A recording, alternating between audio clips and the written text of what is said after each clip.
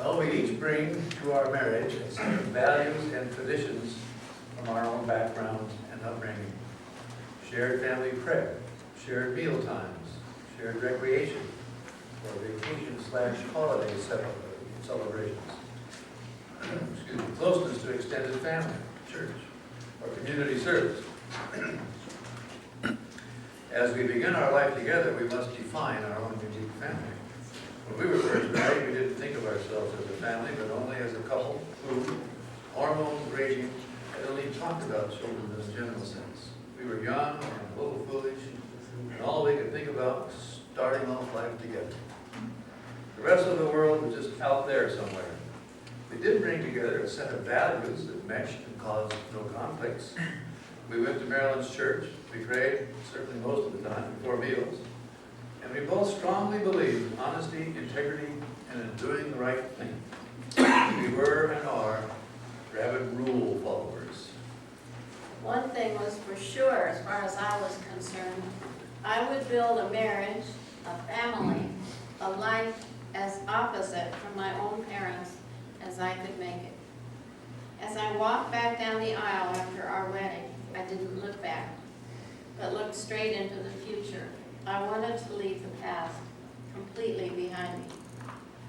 Being what I thought was a good Catholic girl and rule follower, I thought we could get along without artificial birth control. For a short time we did try condoms, but my guilt was so great I couldn't continue. There was something called the rhythm method then, which may have worked for some, but didn't work for me. And boy, did it ever not work for me. I became very ill with pneumonia 3 months after our marriage, and I was in the hospital. And I thought it was punishment for going against God's rules. So you can see how little I understood God then. I thought the only thing to do to correct things was to have a baby. It was a great decision for the wrong reason, but we've never regretted for a moment having any of our children. Our first son, Gary, was born 14 months after the wedding, and 5 days before I returned home from my first cruise in the Navy. That night we sat up very late and talked for hours about how we would raise our son. And by the time we went to sleep that night, we thought we had the rest of our lives all figured out. It is surprising how becoming parents can give you an instant sense of direction and responsibility. We agreed that our purpose in life would be to raise our sons to be mature, responsible adults, ready to leave home. We were required to change our minds plenty of times away from the idealistic and more practical. We knew that communication would be essential now that we were parents. And with each problem that came along, we would discuss it for hours and then come to a mutual decision about what action to take. None of our sons was ever able to divide us on issues. These late-night discussions lasted well into their teen years, and each son was different, so solutions had to be custom-made. It was hard at times, but it worked. Family traditions and rituals began very early. I can't say enough about how important family rituals are. Just little things, but they remember them all their lives. We began having Thanksgiving at our house for all 4 of our parents. If you can do that, it saves a lot of grief. Have everybody to your house instead of, well, you thought you were coming here. Anyway. Christmas Eve was celebrated with the children and their grandparents. And Christmas morning was reserved for the kids and us. And then very early on, the Scott breakfast became a tradition which our sons still follow with their own families now. It was particularly important after they were in their teens and participating in sports and band. The only time we could all be together was on Sunday morning. And then each summer we would have 2 weeks at the beach. And that seemed to be just perfect. They would invite their friends, and sometimes the living room floor at the beach would be solid sleeping bags. We ate enough for 20 truck drivers, and it was glorious. Each day on the beach we would get hamburgers and fries and cakes. It was an important part of the summer ritual, And these are all memories that we and our son still hold dear. We try to recreate the joy whenever we can. As a matter of fact, this Thanksgiving, our sons have rented a 10-bedroom, 9.5-bath house in Oceanside, right on the beach. They're all going, 31 of us. That's to celebrate our 60th birthday.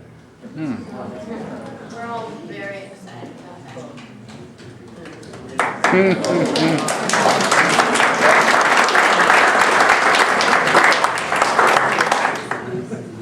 Well, as we begin to form and prioritize values in our marriage, we naturally feel the pull that sometimes develops between values of the modern world and Christian values. 3 categories affecting these decisions are self-centered versus life-giving, possessions or careers versus unity, and a total control versus a trust in God's plan for us. Our decision to be life-giving to one another was now included in the raising of our son. We never had money for extras, but the challenge and the satisfaction of being good parents far outweighed, at least for us, new cars or stock market investments. We invested in our kids. And at first it was a lot of work and doing without, but as they grew into young adults, the investment began paying off very nicely. Are you ready? Gary, our eldest, has a master's degree in music and taught high school and college band for many years. He has a doctorate in education from UCLA and is presently Dean of Creative Arts and Applied Sciences at Long Beach City College. He also conducts the Evening Wind Symphony and an authentic Civil War band, and he is on the Grammy Foundation Education Board, and he's just lately on the UCLA Graduate Board, right? Mm-hmm. Alumni, yeah. He and his wife, Mary, are very active in their parish, where they have taught confirmation and parenting classes. They have an adult son and daughter. Wayne, our second son, is a retired Air Force colonel, presently working for Raytheon in Orange County. He and his wife Cindy were volunteers at a pro-life clinic in Germany and are currently involved in Marriage Ministries International, a Christian organization that helps people in troubled marriages. Cindy is special events coordinator for the Nixon Library in Yorba Linda. They have 2 adult sons, both married. Craig, our third son, is an architect up in Interlochen, San Joaquin Valley. I don't know what that is. He works together with his wife Lori, who also has a degree in architecture. In previous years, Craig volunteered at a halfway house for recovering mental patients, helping guiding them to make their own decisions regarding recovery. He and Lori were also very active in sports and band for their son Warren. Brian attended Point Loma College on a basketball scholarship and graduated with a degree in physical education. He worked for Pepsi-Cola for many years and then for Mother's Cookies. He has also coached high school girls basketball for a couple of years. He is currently in the insurance business. They are very active in their Christian church, and they have the top Bible study group in that church. He and Linda, a registered nurse, and 4 grandchildren. And Mark? 2 grandchildren. And 2 grandchildren, that's right, which are 2 great-grandchildren. Mark attended the University of Washington on a basketball scholarship, and after completing his college education, he played on 2 AAU national championship basketball teams, as well on a world championship level slow pitch softball team, which finished 5th worldwide in 1993. He's a painter in a hospital in Seattle, where he has worked for 25 years. He finally decided to settle down and marry Rochelle at age 38. Rochelle has an adult daughter with whom Mark has had a great relationship since their wedding in 1994. They are also very active in their Christian church, and Mark teaches an adult Sunday school class. Our 10 adult grandchildren are carrying on the tradition of family loyalty and love and the values their parents have passed on to them. They are all successful human beings in their various endeavors. They are a gift to us in our later years, and we can truly call all of them our good friends. Now we have babies in our lives again, with the blessed appearance of a great-grandson and a great-granddaughter. And our grandchildren number has swelled to 15, because 5 of our grandkids are married now, so it's 15 grandchildren now. Each of our 5 sons has enjoyed a long, happy marriage and the blessing of children. They all know the joy and fulfillment of giving and helping others. You can't buy all this pride and joy for any price. Our investment was sound. Our life-giving attitude extends beyond family. We try whenever we can to help anyone in need. If only we could help people understand the pure joy that comes from helping others. We learned about giving and sharing when Jeff came into our lives.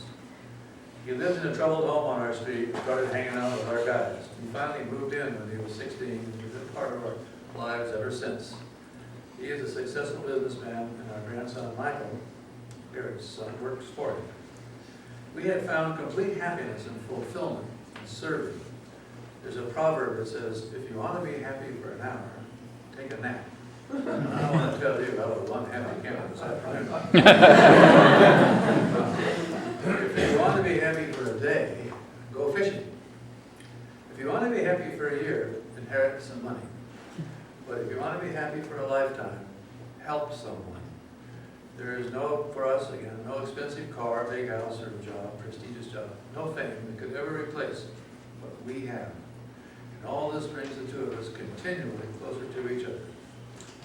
Life is about sharing. Well, since I was not present at the births of the first 2 sons, it was wonderful to be there for the birth of the next 3. In those times, the father was not allowed in the delivery room. They had to sit and wait with the other young, nervous fathers in a waiting room until the announcement of birth was made. After we got home, though, I was completely involved in the care of our boys.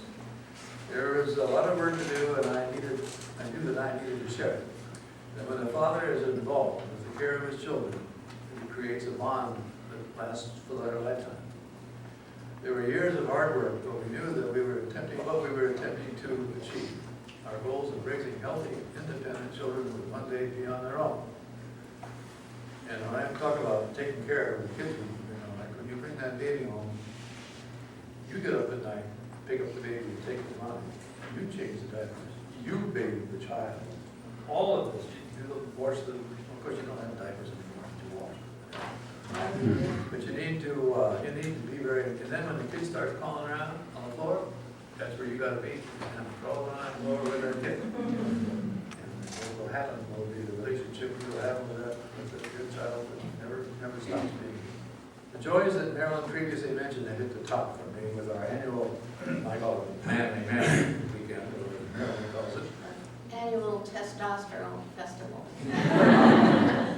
Our 5 sons and I gather once a year for a long weekend of reminiscences, golf, penny ante poker, too many adult beverages, and leaving the toilet seat up.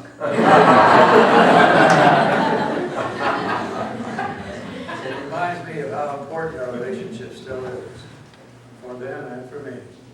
And still we don't know what joys may be. And this isn't written down, but I just must say something about our relationship with our grandkids.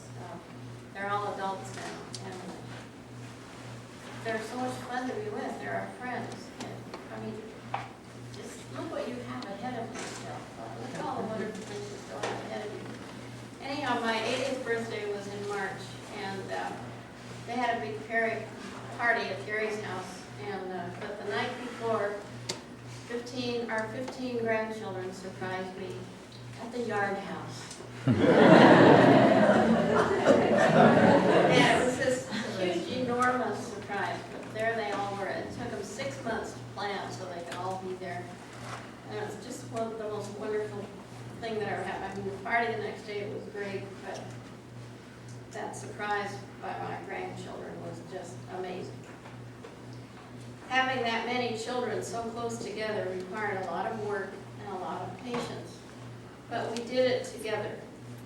Yes, there were times of discouragement, but then something wonderful would always happen to give us pride and the sense of being on the right track. We never lost sight of our need to still be a couple. So a little creativity would bring us wonderful times alone after the boys were asleep. We always found time to talk, to make love, to share the magic that was there from the beginning. At my age, I don't remember any bad times, only the rewarding, fun times. It was the best, most productive part of my life, and I would do it all over again in a heartbeat. I had a strong sense of purpose, goals to achieve, and I knew what I had to do and how I must do it. We've been told this all sounds too easy and too perfect. Well, it wasn't. We had many problems most of you will never experience. We had a son with cancer. We saw 4 parents through illness and death. We had 2 grandchildren born at high risk. We got through it all with love, patience, and unity. It has been a very, very good life.